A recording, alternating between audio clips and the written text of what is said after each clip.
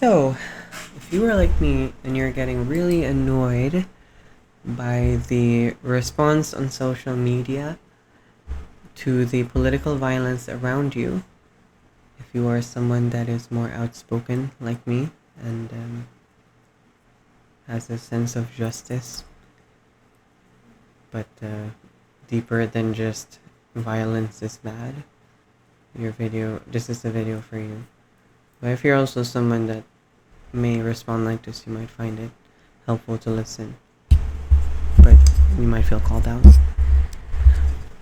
Okay. So, oh my god, I'm making this video because so many people on my feed are like condemning the violence, and it pisses me off. And it pisses me off that someone's gonna watch this and be like, "Oh, Ellie, you like violence? So you're a bad person. You like violence, don't you?" Like, fuck no. I'm Buddhist. I'm anti-violence in my own personal relationships, in my language, in my actions, in my sports. But there are reasons that are deeper than violence is bad. Okay, and here's the thing. I'm gonna talk about why we see all these people around us unable to say something deeper than violence is bad, or you should just behave. Right? And I'm going to talk about this as a Filipino. I'm also someone who graduated and lived for very formative years in America, so this is my context. I'm a trans woman, I'm a brown woman, I'm fucking gay. So, yeah, you might think I'm woke, but I try to be. I'm also a healer and a life coach, so I try to be even as much as possible.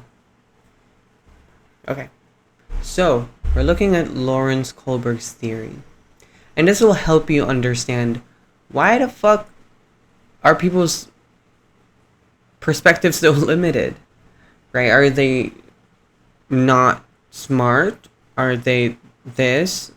Are they right? Right? But here's one way to understand it. Here's the way that I understand it. Is I see and I look at Lawrence Kohlberg's theory of. Is it Lawrence? Oh my gosh. Who is Kohlberg? Oh. Yes. No one. It is Lawrence Kohlberg. Oh, there we go. So, let's go back to the summary here. Lawrence Kohlberg's stages of moral development is a really good theory on understanding how people's sense of morality should ideally develop. I say should because not everyone develops morally. And you're exposed to that on Facebook. Okay, so I saw this post, and there was somebody sharing a post. In the Philippines, people are protesting, and they're sharing a post that has the details to the latest protest. I was like, oh, okay, you're sharing this, and I read the caption that they put, and they were mocking the protesters. They were like, oh, here they go again, fucking activists. Why don't you just stay home? And another further comment. Because that's the thing, I shouldn't be reading these fucking comments. But anyways, their comment, oh my god, their comment was so fucking annoying. It was, people just need to understand these activists. We just need to still follow the law, and we still need to pay our taxes. So, these stupid activists, they're just making fun of activists. And it's like, oh my god, you're a grown woman. This isn't a 10-year-old, by the way. This is a grown woman. And it's fine. Or no, it's upsetting, but I'm pretending like it's fine. Because I have to feel like I'm put together. Because I'm a healer and I have to be nice. Anyways. So, why did she make this comment? And this helps me a lot, actually, to make sense of people like this. So, the theory here basically is how our sense of morality should develop and should be encouraged, ideally. So, there are many countries that are developmentally stunted, morally. And this is what it looks like. Okay, so when we're infants, we're in the stage of obedience and punishment. This is our sense of morality. There's no difference between doing the right thing and avoiding punishment. So let's go here. Pre-conventional level is associated with the first two stages of moral development, obedience and self-interest. At this level, children are only interested in securing their own benefits. This is their idea of morality. They begin by avoiding punishment and quickly learn that they may secure other benefits by pleasing others. No other ethical concepts are available to children this young, right? And so here's an example. When being asked what Heinz should do, children at this level of moral development may answer, oh, this is like an example about like, if you told person at this stage about Heinz, who is a hypothetical, who is stealing the drug to take care of his family. And this is a kind of a litmus test of where their morality is.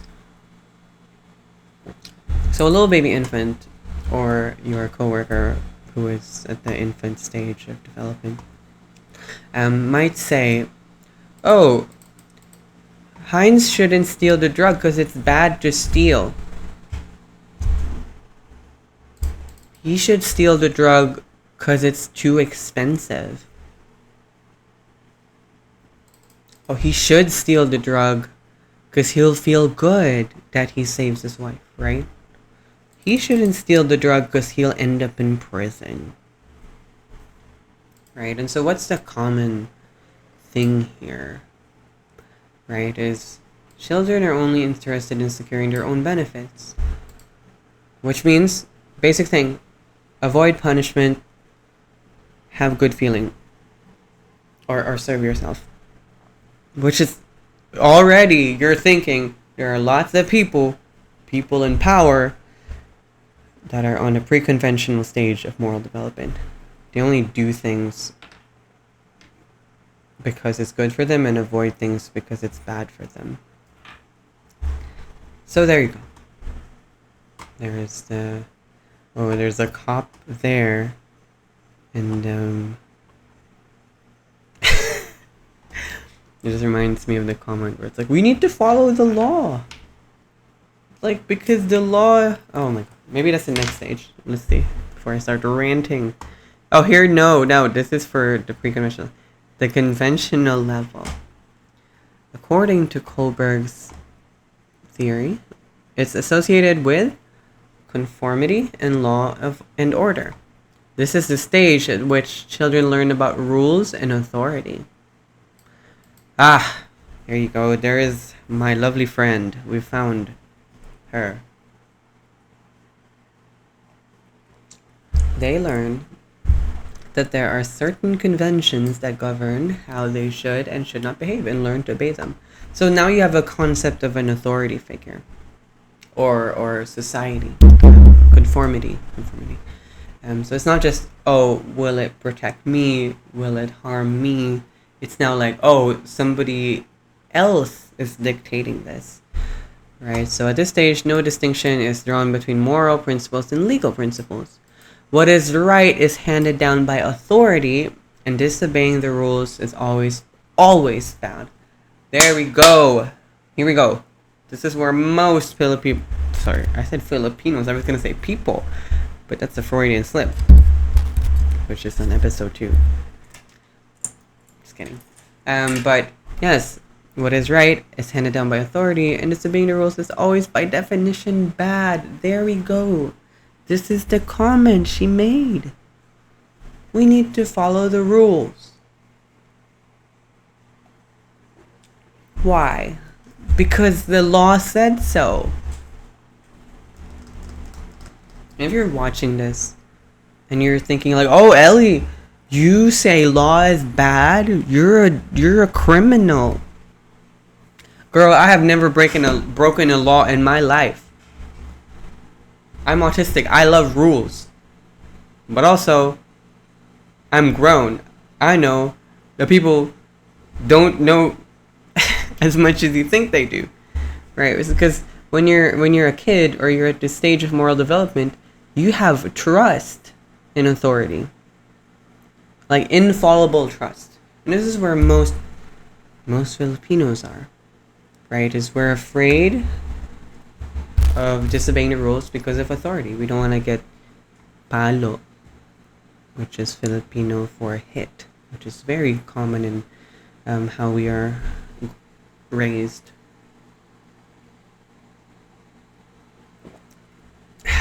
So, we ask the person in this conventional level,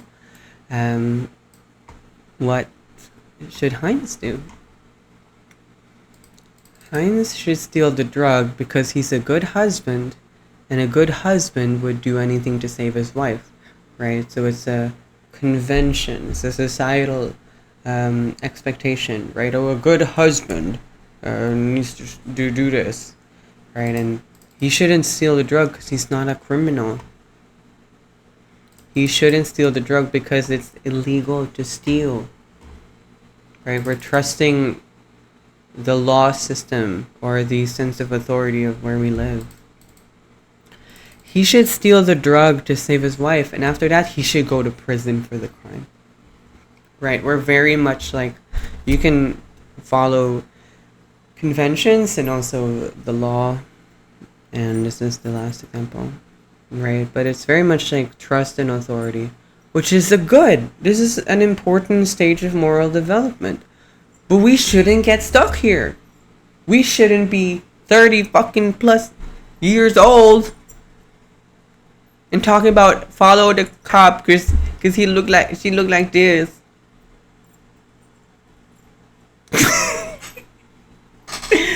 Okay? If you look at this and you're like, you feel safe and you're a brown person or a black person or anyone that's not white, hey, you have had a different life. And I've never committed a crime, but even then, I'm scared of anyone has a weapon and a faster car. And it's in charge of everything. Because really, look at who the cops are. Look at who these authority figures are. Once you work with them, and you work with people, we realize it's hard to become a good person. It's a lot of work. I've been working for 5+ years in coaching myself. And I'm still working on becoming what I define as a good person. Right? But I have to work for it. So putting on a uniform, if I was like a doctor, that doesn't make me morally good. And that's where most people are stuck. Right, so we're going to skip ahead here to the next part, which is the post-conventional level.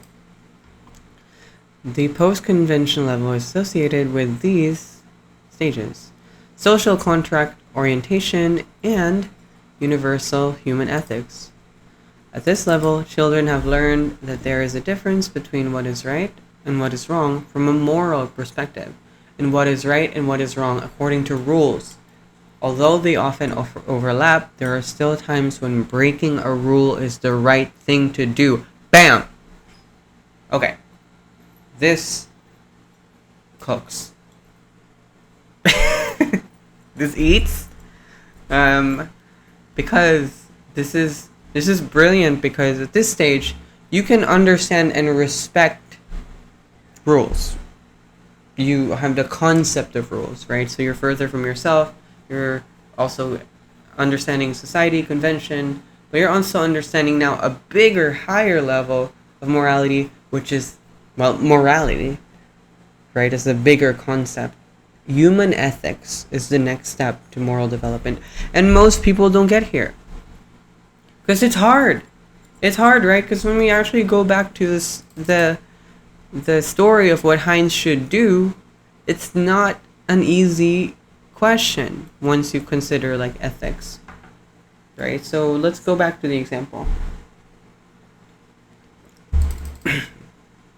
He should steal the drug because everyone has the right to live regardless of the law, right? So now you're talking about like, okay, you might break the law, but there is the human right to live, right? And I'm not saying this is the right answer. There's many ways. Getting here doesn't mean you're automatically right, but you have a bigger understanding and you have a bigger chance to be right, or at least have an answer that is better. That's a big word, right? But here's another example. He shouldn't steal the drug because the chemist deserves to get paid for his effort to develop the drug, right? So you're considering more than just yourself, more than just your partner, more than just the law, but the chemist. There's more than that. He should steal the drug because saving lives is more important than anything else. He shouldn't steal the drug because others also have to pay for the drug. It's only fair that he pays for it as well. The important thing here isn't like being right or wrong. Right, obviously that's the pursuit. The important thing here is that we're able to engage at a higher level of morality than just like they good or bad. Right? There's better, there's worse. Right? And yes. So there we go. We go back here. Social contract. What is this? This is usually when, ideally, if you're in your teens, you start to think of, social contract, mutual benefit, reciprocity, morally right and legally right are not always the same. Utilitarian rules to make life better for everyone. And then in adulthood, morality is based on principles that transcend mutual benefit. Right now, we're thinking about the future of humanity. We think of environmental things, ethics, ethical consumption, ethical action, and going back to violence. It's much deeper now as an adult that I look at it than when I was a kid. If I was like a kid, I'm sure I would have said the same thing these people would have said, instead like, oh, they're breaking the law. Just protest lightly and peacefully, and they will listen, right? I would still have that trust and authority, right? But that's not true. All right, I've grown to know that's not true because I've worked with so many people. I've worked with so many people in authority. I've worked with so many people that are older, and I see that morality is not anything to do with your position or age, and has everything to do with how much you invest in your morality. That's it. You don't develop. Well, some places will need you to have a higher sense of morality. Doesn't mean you develop it. Right? For example, like if you're a therapist or a coach, that doesn't automatically make you more moral and wiser than anyone. That just means you're a coach and a therapist and you've done the work to get that title. But does that mean that you are a good person? Does that mean that like you are automatically right? Like no. There are coaches and therapists that I would say are kind of bad, right? And that's why I don't think it's that simple, right? So there you go. This is very helpful to see where people are. It makes it a little less annoying now, right? So now that we know some people can get stuck here in these different like stages, I'm like, okay, she's not purposely being obtuse. She is understanding it as much as been invested into her. And here's the thing: as I grow up too, I've stopped being like, oh, people are good or bad. I've stopped being like, oh, some people are smart, some people are not smart.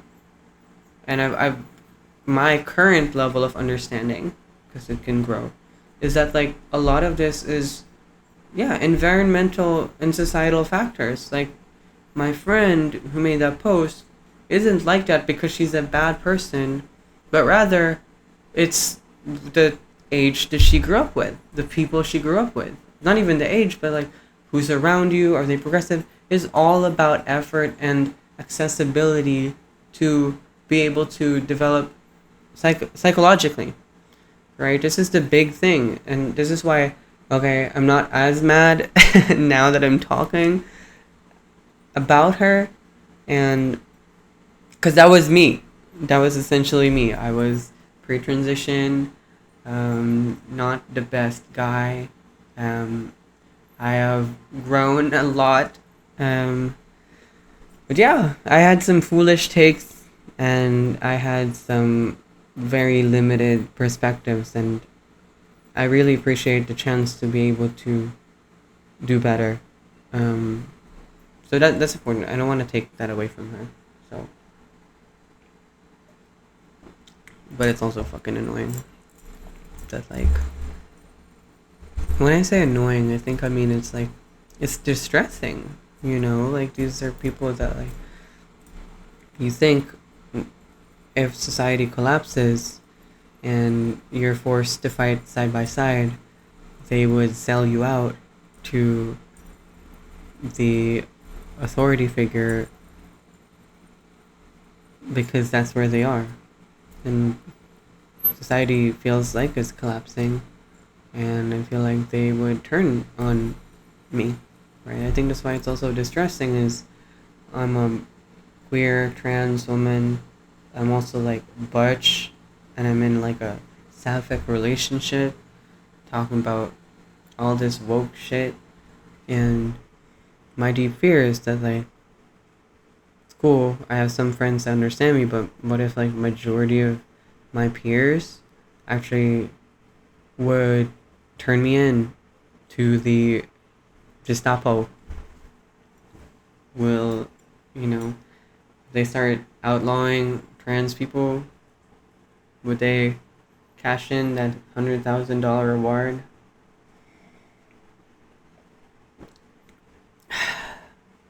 That's why I try to be such a reasonable, graceful young woman, but it's scary. It's really scary that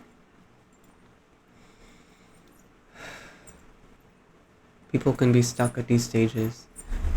Especially my dad is in the infancy level. Can you believe that? He only does things that serve him and that avoid punishment. He doesn't know. He doesn't know shit, bro.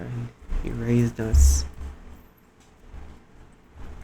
right? And I mean, that's hopeful that I got to go from being raised by someone here, in infancy, and made it to what I believe is adulthood. Um, it's not that hard if you really care, right? But I think it's important because why is it important to develop your moral development? That would be a good question for me to talk about. Is well, what is it like to have this? Is like the world is a lot more complex, but also I feel a lot better with the things that I'm doing. I think when you're an adult, even if you don't understand the higher levels of moral development, you still have this sense that you should be doing better, right? And when you're in these lower stages of moral development, it's also scary, right? If there's an authority figure, you are susceptible to manipulation. If you believe everyone that's an authority figure, think about all of the people that are getting scammed by doctors and politicians. This is the vulnerability of someone that's stuck in these stages of moral development. They can be manipulated a lot easier, right? And I protect myself better, I act better, I consume better. I also feel good about the things that I'm doing and the things that I'm putting out there.